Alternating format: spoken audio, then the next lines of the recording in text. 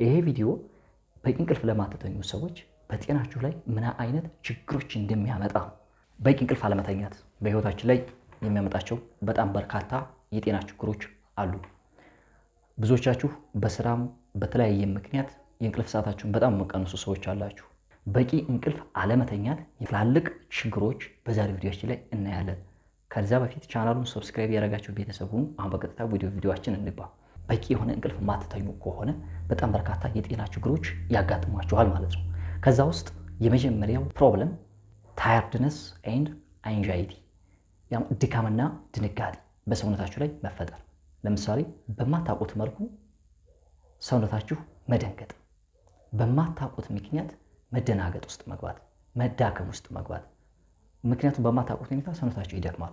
ስለዚህ እንቅልፍ አለመተኛት የሚያመጣብን የመጀመሪያው ችግር ታየርድነስ ኤንድ አንዣይቲ ነው። ድካምና ድንጋጤ በሰውነታችን ላይ መፈጠር በማናውቀው ምክንያት። ሁለተኛው ላክ ኦፍ ኮንሰንትሬሽን፣ ትኩረት የማጣት ችግር። አንድ ነገር ላይ የሆነ ነገር አደርጋለሁ ብላችሁ ታስባላችሁ፣ አታደርጉትም። ፎከሳችሁ የተበታተነ ይሆናል። አቴንሽናችሁ ይበታተናል።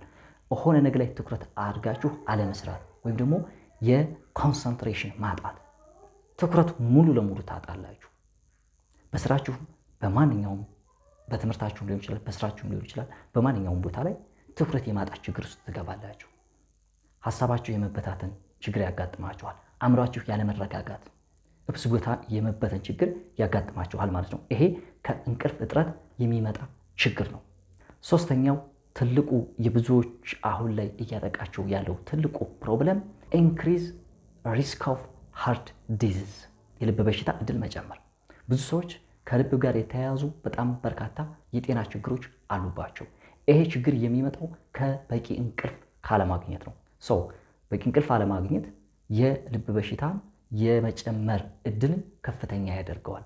ስለዚህ ይህም ሌላው ከእንቅልፍ እጥረት ጋር የሚመጣ ችግር ነው ማለት ነው።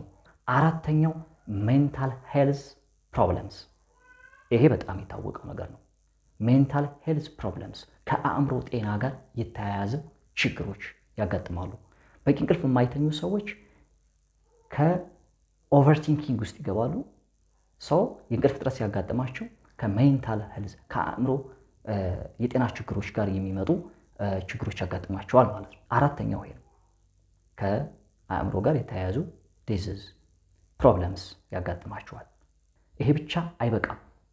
ለረጅም ጊዜ ፎር ኤ ሎንግ ታይም በቂ እንቅልፍ ማትተኙ ከሆነ የእንቅልፍ ሰዓታችሁን ማታስተካክሉ ከሆነ የሚደርስባችሁ የጤና ችግር የስኳር በሽታ ትጋለጣላችሁ፣ ለደም ግፊት ትጋለጣላችሁ። አሁን ላይ ሰዎችን እያጠቃ ያለው ችግር ይሄ ነው፣ የደም ግፊትና የስኳር በሽታ። ሰው ይሄን የሚያመጣው በቂ እንቅልፍ አለመተኛት ነው። ስለዚህ እነዚህን ነገሮች በእናንተ ላይ እንዳይመጡ ከፈለጋችሁ የእንቅልፍ ሰዓታችሁን መመደብ፣ ስኬጁል ማድረግ፣ ከዛ በተጨማሪም ደግሞ በቂ እንቅልፍ መተኛት መቻል አለባችሁ ማለት ነው። ስለዚህ ከዚህ ቪዲዮ በኋላ እንቅልፍ ሰዓታችሁን መወሰን፣ በቀን ውስጥ ቢያንስ ለ8 ሰዓት መተኛት ይኖርባችኋል ማለት ነው። ቪዲዮ ጥሩ ሆኖ ካገኛችሁት ላይክና ሰብስክራይብ ማድረጋችሁን አትርሱ። በሌላ ጊዜ በሌላ ቪዲዮ እንገናኛለን። እስከዛው ድረስ ሰላም።